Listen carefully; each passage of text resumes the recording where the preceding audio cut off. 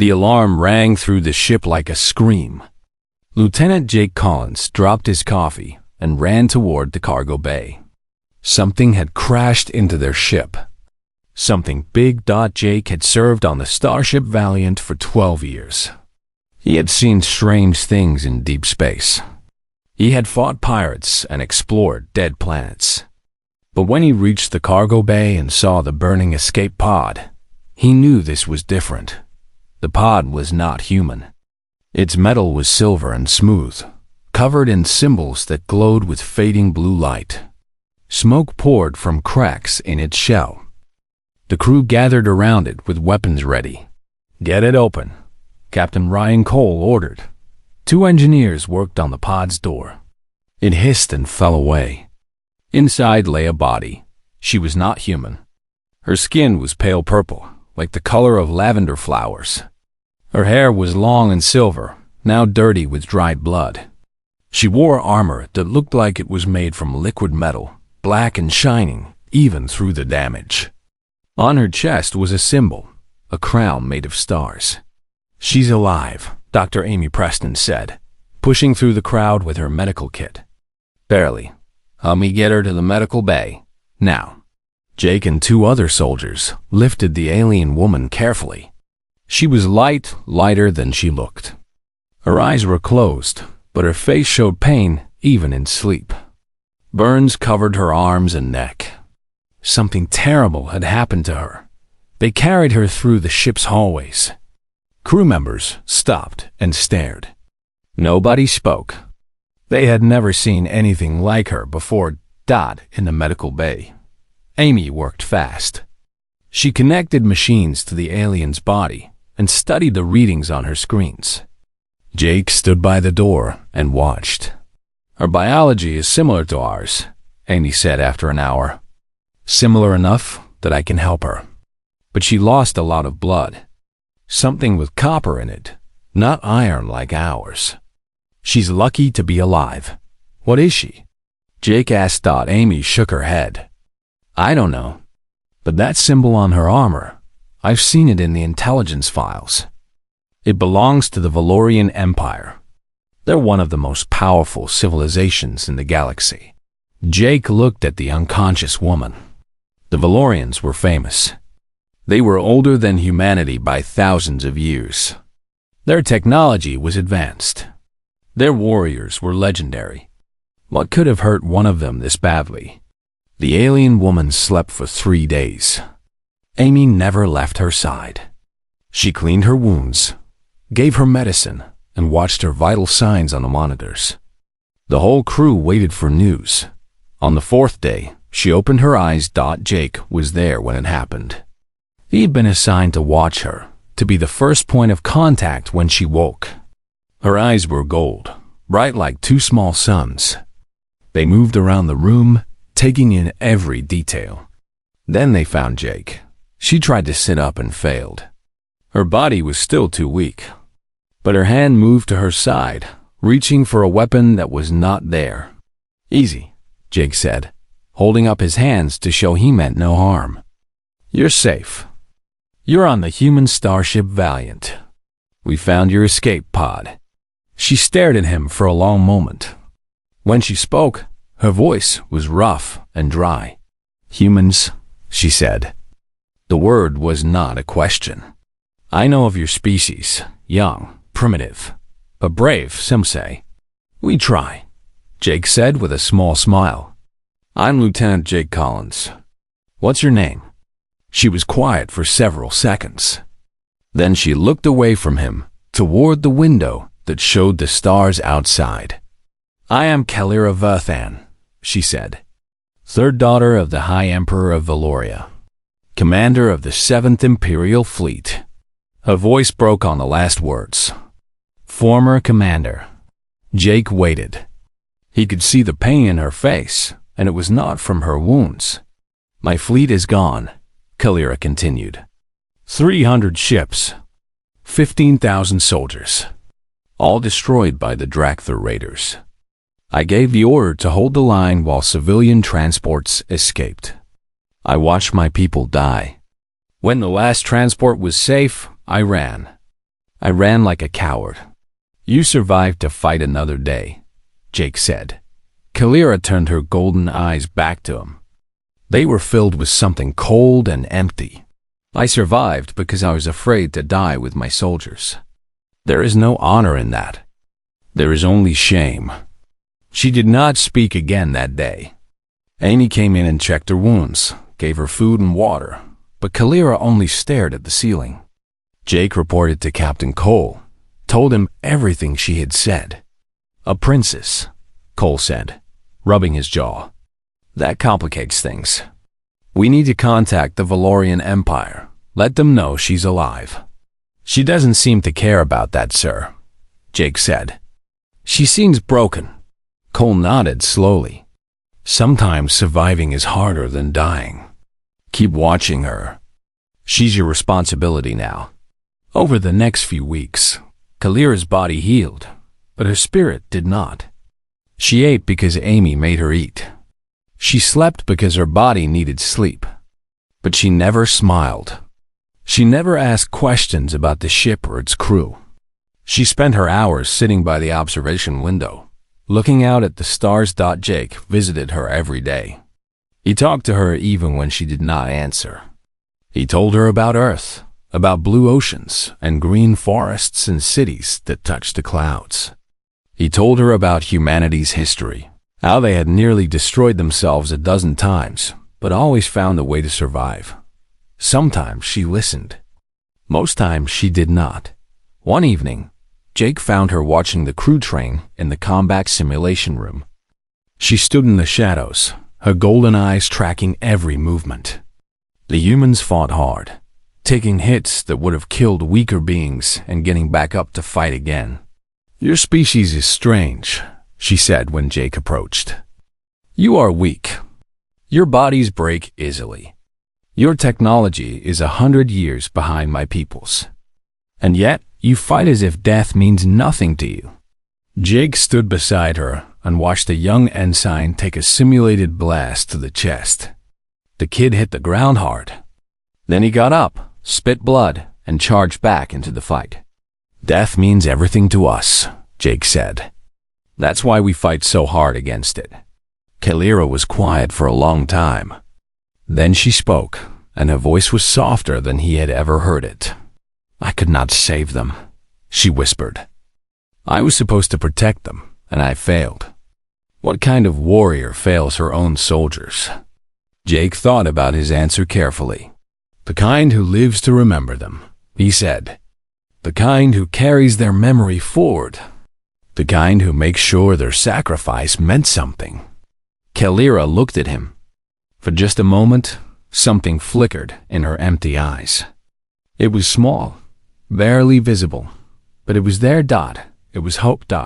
She turned away without another word and walked back to her room. But that night, for the first time since her rescue, she did not cry herself to sleep. Weeks passed on the Valiant. The ship continued its patrol near the Andromeda border, and Kalira slowly began to leave her room. She started with small steps. A walk through the hallways. A meal in the mess hall where the crew ate together. She did not speak to anyone except Jake, but she watched. She watched everything. Commander Laura Bennett was the first to notice. Laura was the ship's chief strategist, a woman with sharp eyes and a sharper mind. She led troops in 3 wars and won all of them. When she saw Kalira observing a tactical briefing from the doorway, she invited her in. You have military training, Laura said. It was not a question. Kalira nodded slowly. I commanded fleets before I could walk on my own. My people believe that war is in our blood. Then sit. Tell me what you think of our approach. The briefing was about the Dracther raiders. Human intelligence had been tracking their movements, trying to predict their next attack. Laura showed maps and charts, explained patrol routes and defensive positions. When she finished, she looked at Kalira.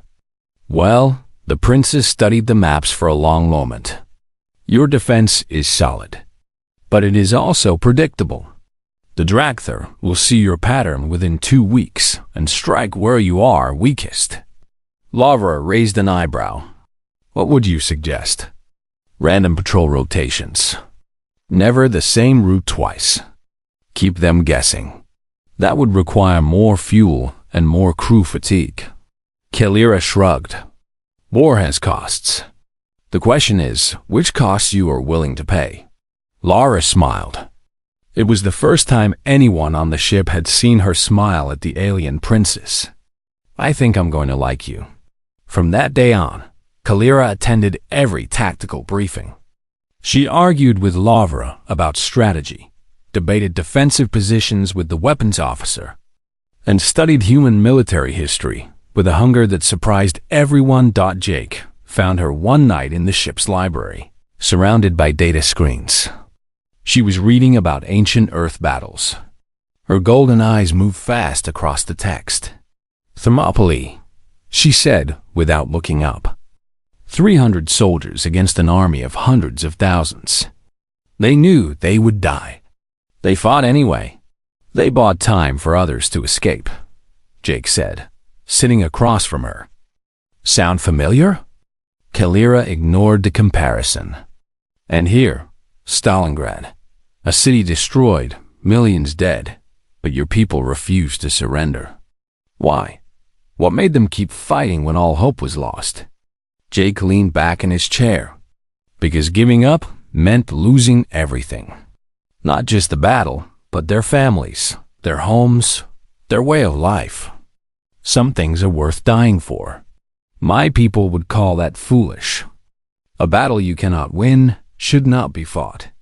And yet here you are, reading about all the battles we won by being foolish. Kalira finally looked up.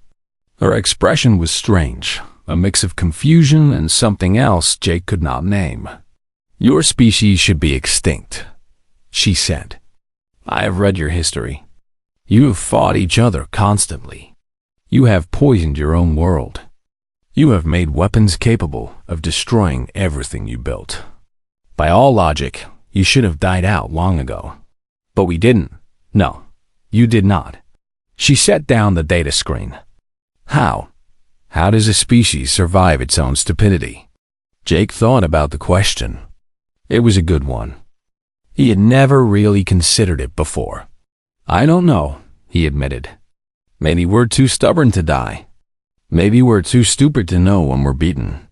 Or maybe, somewhere deep inside us, there's something that refuses to give up no matter how bad things get. Kalira was quiet for a long time. Then she spoke, and her voice was barely above a whisper. I wish I had that something. You do, Jake said. You just forgot where you put it. She almost smiled. Almost thought the next morning, Kalira asked Captain Cole for permission to observe combat training. He agreed, and Jake took her to the training deck where the Marines practiced. What she saw shocked her. The humans were brutal. They hit each other with full force, no holding back. They trained in conditions that would kill most species, in extreme heat and extreme cold, without food or water, while exhausted. They pushed themselves past every limit. And when they fell, they got back up. Sergeant Nick Palmer led the training that day. He was a big man with scars on his face and hands that had broken many bones. He noticed Kalira watching and walked over. Princess, he said with a nod. Want to try? Kalira looked at the training ring where 2 Marines were wrestling. One had a bloody nose.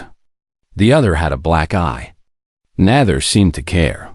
I am still recovering from my injuries, she said. I didn't ask if you could. I asked if you wanted to. Something flickered in her eyes. She stepped forward. Nick handed her a training staff. The rules are simple. Don't kill anyone. Everything else is allowed.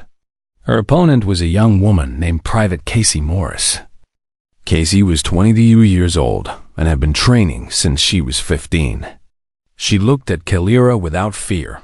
The fight lasted less than a minute. Kalira moved with speed that no human could match. Her strikes were precise, her footwork perfect. She had been trained since childhood by the best warriors in the Valorian Empire. Casey never stood a chance, but when it was over, Kalira did not feel victorious. She felt empty. Again, she said. This time, Nick himself stepped into the ring. He was slower than Kalira, weaker, less skilled. But he fought differently. He did not follow the patterns she expected. He broke rules, used dirty tricks, attacked from angles that no honorable warrior would choose. Kalira won, but it took longer. And she learned something. You fight without honor, she said afterward, breathing hard. Nick grinned, wiping blood from his lip. I fight to win. Honor is what we put on gravestones. That night, Kalira did not go to the observation window.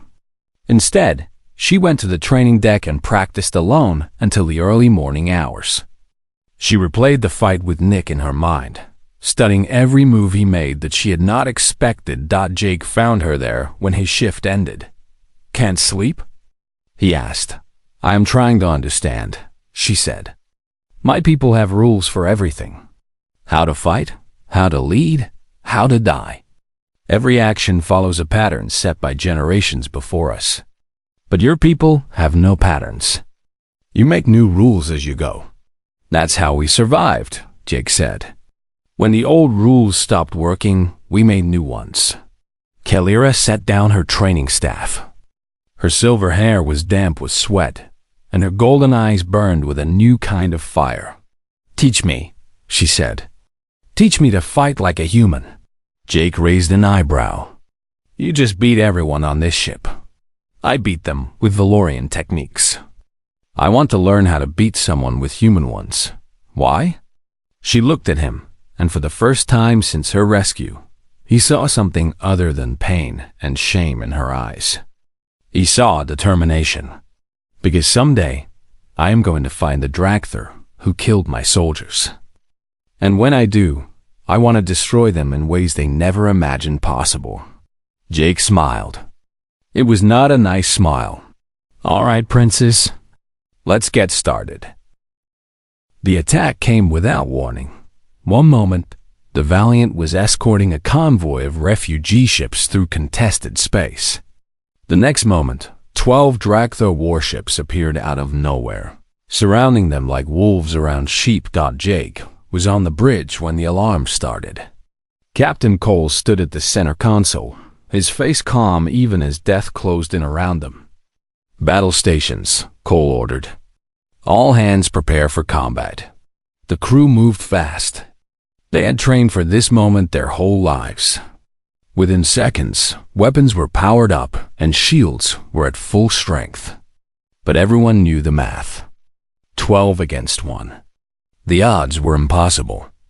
Kalira stood near the back of the bridge. She had been reviewing tactical reports when the attack began. Now she watched the view screen as the Dracther ships spread out, blocking every escape route. They're the same ones, she said quietly. Jake moved closer to hear her. The same fleet that destroyed my ships. I recognized the command vessel. The Dracther warlord who leads them is called Krath the Butcher. He earned that name by killing every prisoner he has ever taken. Then we won't let him take any prisoners, Cole said. He looked at Kalira. You don't have to fight. This isn't your battle. Kalira's golden eyes turned cold. My soldiers died because of that warlord. This has always been my battle. The first volley of enemy fire hit the Valiant's shields like a hammer. The whole ship shook. Lights flickered. Someone screamed. Return fire, Cole ordered. Target their lead ships. Make them pay for every inch. The Valiant's guns roared. In the vacuum of space, there was no sound, but inside the ship, the thunder of weapons firing was deafening. Energy beams and missiles streaked toward the enemy fleet. One Dracther ship exploded. Then another. But for every ship they destroyed, 10 more kept firing. Shields at 60%, the tactical officer reported. Hull breach on deck 7.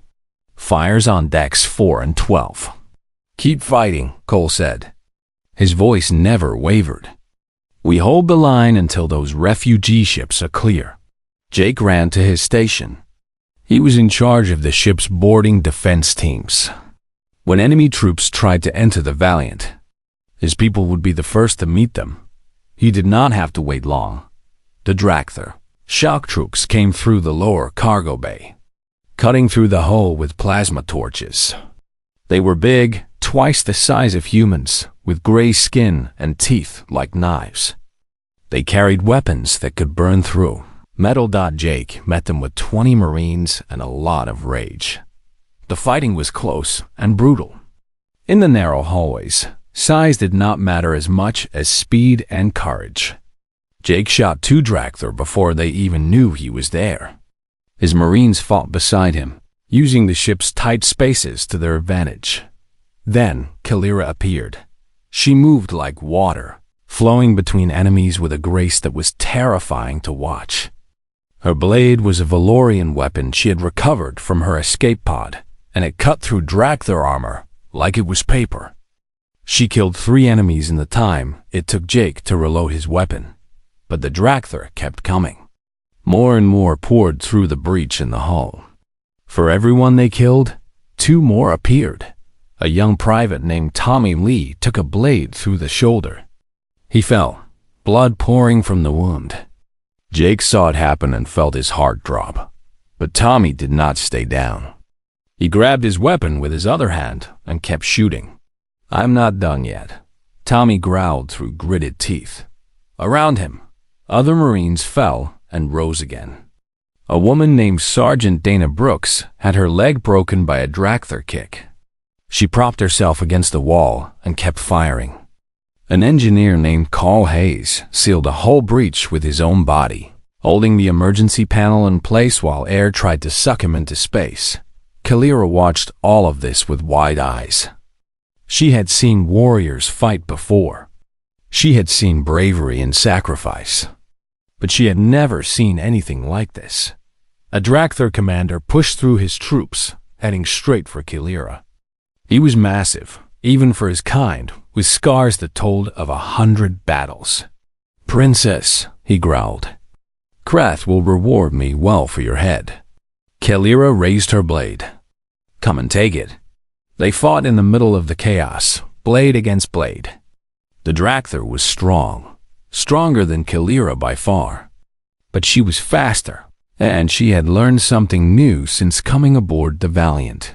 She fought dirty. When the Dracthyr swung high, she ducked low and cut his knee. When he stumbled, she threw sand from a broken fire extinguisher into his eyes. When he roared in blind rage, she drove her blade through his throat. That was not honorable, she whispered as he fell. "But it worked," Jake said, appearing beside her with blood on his face and a grin on his lips. The Dracthyr boarding party was pushed back. The Marines sealed the breach and held the line. But the battle outside was still raging, and the Valiant was dying. Jake and Kalira ran back to the bridge. What they found was chaos. Smoke filled the air. Sparks flew from damaged consoles. Captain Cole stood in the middle of it all, shouting orders while blood dripped from a wound on his forehead. "Shields are gone," the tactical officer reported. "Engines at 30%. We can't take much more of this." Cole looked at the view screen. The refugee ships were almost clear. Just a few more minutes. "Then we buy them those minutes," he said. "All power to weapons. Target the enemy command ship. If we're going down, we're taking Krath with us." The Valiant turned toward the largest Dracthyr vessel. Its guns charged for one final attack. Kalira stepped forward. "Captain, if I may." Cole looked at her. "Make it quick, Princess. Target their engine section, not their bridge. Dracthyr ships have a design flaw. Their fuel lines run too close to their reactors. One good hit will start a chain reaction that will spread to nearby ships." Cole stared at her for a moment. Then he smiled.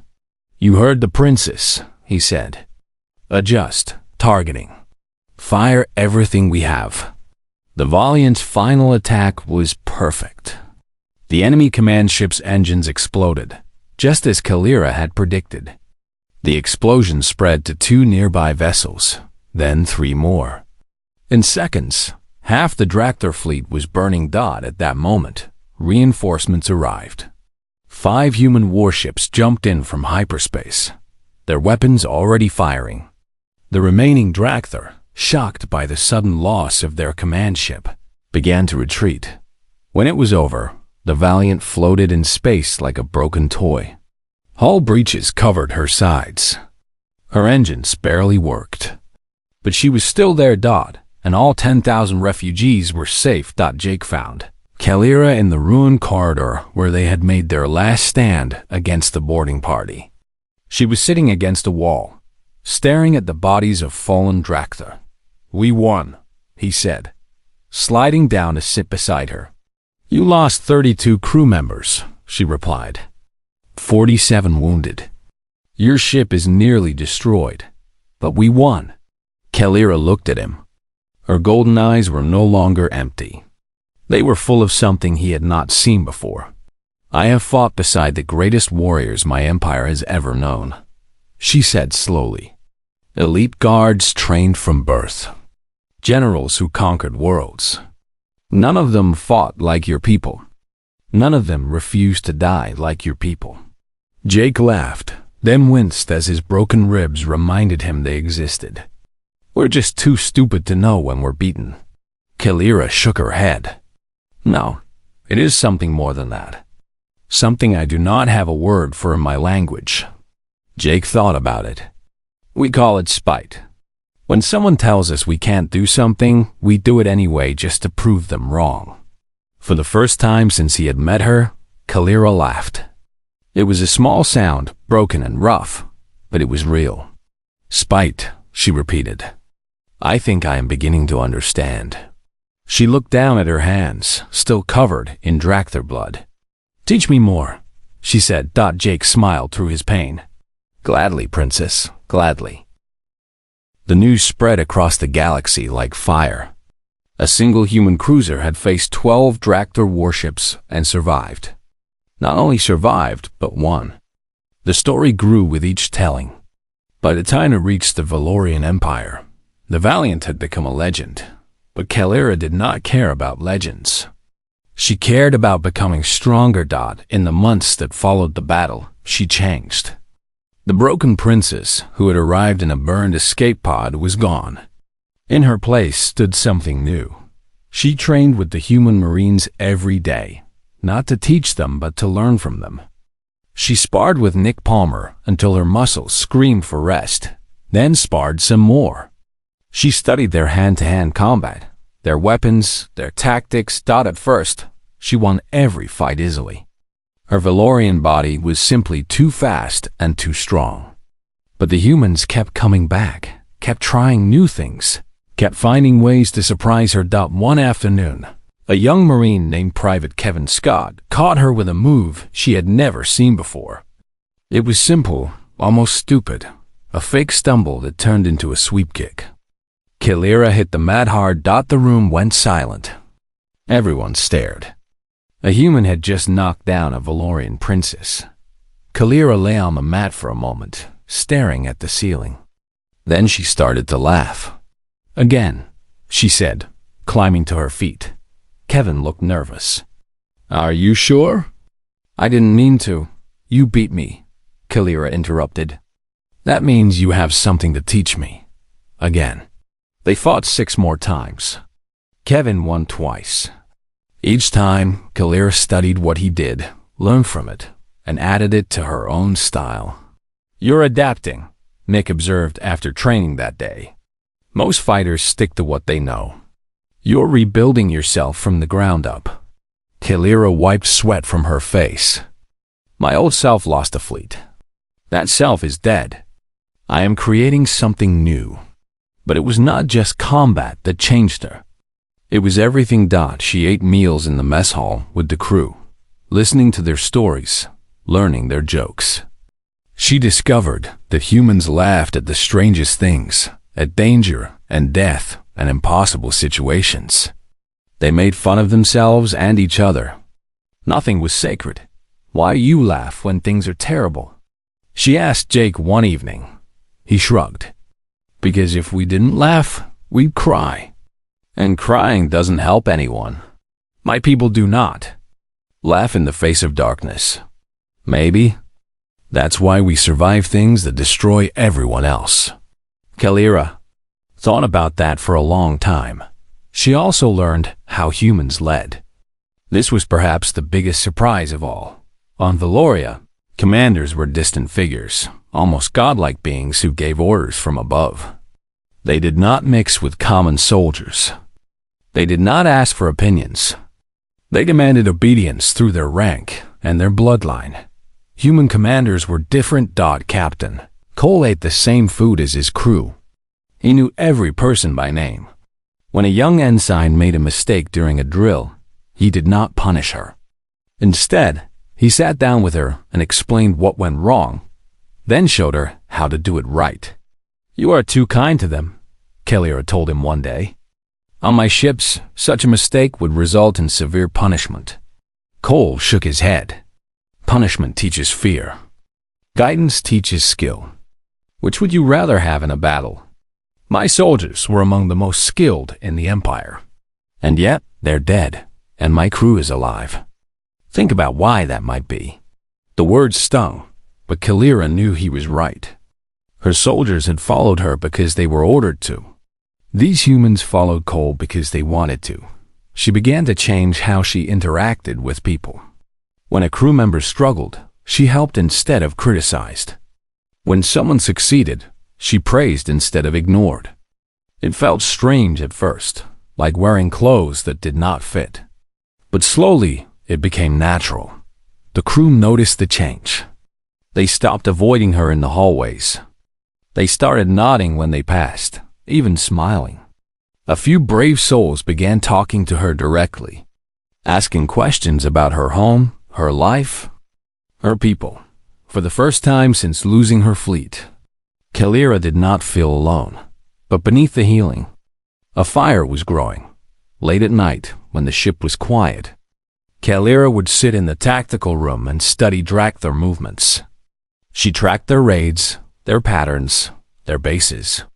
She learned everything she could about Krath the Butcher, the warlord who had destroyed her fleet. Krath had escaped the battle. His command ship had been crippled, but not destroyed, and he had retreated to the Drakthar stronghold of Kethvar. Reports said he was building a new fleet, preparing for his next campaign of terror. Lara found her there one night, surrounded by maps and data screens. Planning something? The commander asked. Kalira did not look up. The Drakthar took everything from me. My soldiers, my honor, my faith in myself. I am going to take it all back. That's a lot of enemies for one princess. I am not just a princess anymore. Kalira finally looked at her, and her golden eyes burned with cold fire. I am something your people taught me to become. And what's that? Unstoppable. Lara sat down across from her. For a long moment, neither spoke. You know, Lara said finally, when I first met you, I thought you were finished. Broken beyond repair. I've seen soldiers come back from bad battles before. Most of them never recover. What made me different? Lara smiled. You got angry. The right kind of angry. The kind that builds instead of destroys. Kalira considered this. On my world, anger is seen as a weakness. A loss of control. On Earth, we learned to use it as fuel. Anger kept us alive when nothing else would. I understand that now. Kalira turned back to her maps. When I face Krath, I will not fight like a Valorian princess. I will fight like a human. Without rules. Without mercy. Without any limit to what I am willing to do. Be careful, Lara warned. There's a line between being ruthless and losing yourself. I know where the line is. I will walk right up to it, and not one step further. The next morning, Kalira sent a message to her father, the High Emperor of Valoria. She had not contacted him since her rescue. unable to face the shame of losing her fleet. But now she was ready. The message was simple. She was alive. She was coming home. And she wanted a new ship. The Emperor's response arrived within hours. A Valorian dreadnought, the Eternal Dawn, was being prepared for her. It would carry the most advanced weapons the Empire possessed. More importantly, it would carry volunteers. Soldiers who wanted to follow her back into battle against the Dracthyr. But Kalira had one more request. I want human ships to join my fleet, she told Captain Cole. I want your people fighting beside mine. Cole raised an eyebrow. That would be the first joint operation between our species in history. Then let us make history. Cole thought about it for a long time. Then he nodded slowly. I'll make some calls. No promises, but I know a few captains who would jump at the chance. Kalira stood. For a moment, she looked like the princess she had once been, proud and powerful. But there was something else in her eyes now, something human. Thank you, she said. For everything? For saving my life. For teaching me what it means to truly fight. For not giving up on me when I had given up on myself. Cole extended his hand. It was a human gesture, she knew. A sign of respect between equals. She took it. Go get them, princess, Cole said. Show the galaxy what happens when Valorian pride meets human spite. Kalira smiled. It was not a kind smile. I intend to. The fleet gathered at the edge of known space, the largest combined force the galaxy had ever seen. 50 Valorian warships flew in perfect formation, their silver hulls gleaming in the starlight. Beside them flew 20 human vessels, smaller and older, but carrying crews who had proven themselves in 100 battles. At the center of the fleet, the dreadnought Eternal Dawn waited like a patient hunter. On its bridge, Princess Kalira Vothan watched the final preparations. Her silver hair was tied back in a human-style ponytail. Her armor was new, black metal with gold trim, but she had added something to it. On her shoulder was the patch of the Valiant, the ship that had saved her life. Jake stood at her right side, where he had been since she requested him as her tactical advisor. Behind him stood Commander Laura Bennett, Captain Cole, and a dozen other humans who had volunteered to join this mission. The fleet is ready, her second-in-command reported. All ships report battle status. Kalira nodded. She walked to the communications console and opened a channel to every ship in her fleet. Warriors of Valoria and Earth, she began. Many of you followed me once before, into a battle we did not survive. Today, I ask you to follow me again. She paused, looking at the view screen where the distant glow of Kethver, the Dracthyr stronghold, burned like an angry star. Our enemy has over 50 warships defending that world. They have ground forces numbering in the hundreds of thousands. By every measure, they are stronger than us. A murmur passed through the bridge. Kalira raised her hand, and silence fell. But I have learned something since we last met. I have learned it from the humans who saved me when I had lost everything. Strength is not just numbers. It is not weapons or ships or armies. Strength is the will to keep fighting when all hope is lost. A golden eye swept across the bridge, where Valorian and human officers stood together. The humans have a saying. It is not the size of the warrior that matters, but the size of the fight within them. I have seen humans face impossible odds and refuse to break. I have seen them bleed and burn and fall, only to rise again. They taught me that true strength comes from here. She touched her chest. From the heart that refuses to surrender. Jake smiled beside her. She continued. Today, we bring that lesson to the Dracthyr. Today, we show them what happens when Valorian discipline meets human fury. Today, they will learn why they should have killed me when they had the chance. She drew her blade and raised it high.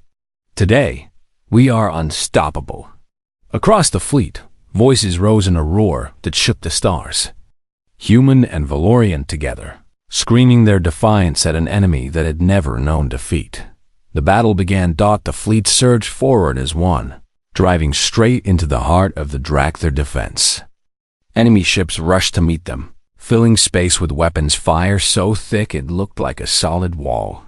Kalera's orders came fast and precise. She had studied human tactics for months, and now she used them.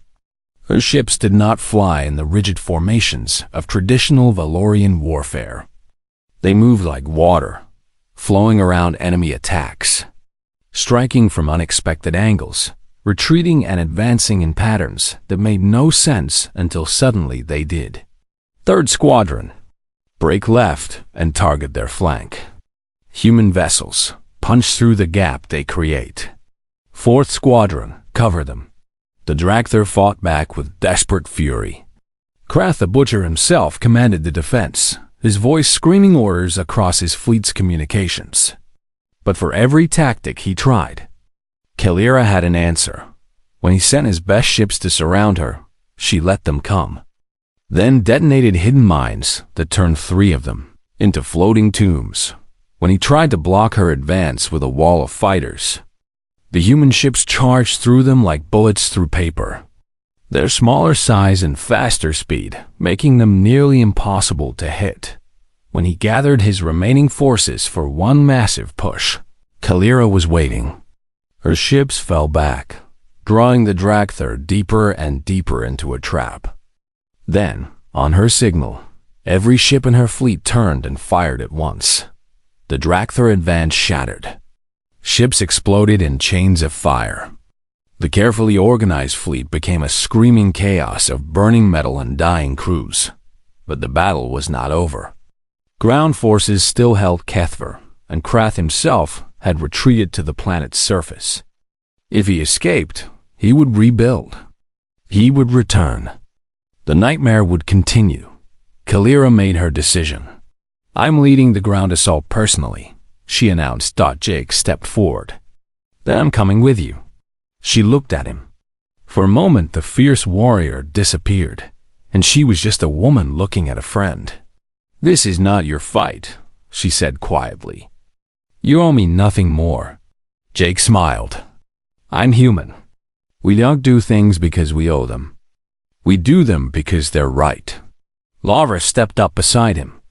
"Same here. You're not going alone." One by one, the other humans on the bridge volunteered. Then the Valorians joined them. Within minutes, Kalera had an assault team of 50 warriors, half human and half Valorian, ready to follow her into the heart of enemy territory.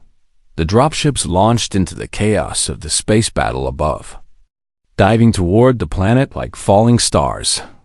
Ground defenses opened fire, and 2 ships were lost, but the rest made it through. They crashed into the surface near the enemy command center, a fortress of black stone that had never been taken. Today would be different. The assault team moved like a single creature, 50 warriors acting as one. Valorian strength combined with human creativity. When they faced a locked door, the Valorians tore it open. When they faced a trap, the humans found a way around it. When enemies appeared, both species fought together without hesitation. Kalera led from the front. She had learned that human commanders did not hide behind their troops. They bled beside them. They died beside them. And somehow, that made them stronger, not weaker. The fighting was brutal. The Dracthyr defended their fortress with everything they had. Bodies piled in the hallways. Blood, red and blue and gray, painted the walls. Jake took a shot to his side. He kept fighting Dawn. Lavra broke her arm, deflecting a blade meant for a young Valorian soldier. She kept fighting, and through it all, Kalera carved a path forward, her blade singing through the air. Her golden eyes fixed on the throne room where Krath waited. When she finally reached him, she was covered in wounds. Her armor was cracked. Her blood dripped onto the floor with every step. Krath the Butcher sat on his throne, watching her approach. He was massive, even for a Dracthyr, with a body covered in the scars of 1,000 battles. He held a weapon that looked like it could cut through steel like butter. "Princess," he growled, "you should have died with your fleet. It would have been cleaner." Kalira stopped a few feet from him. Behind her, Jake and the surviving assault team spread out, ready to support her. "My soldiers trusted me to protect them," Kalira said. Her voice was steady despite her injuries. "I failed them, but I swore on their graves that I would make you pay. I am here to keep that promise." Krath laughed. It was an ugly sound. "You? A broken princess who ran from battle? You think you can defeat me?" Kalira raised her blade.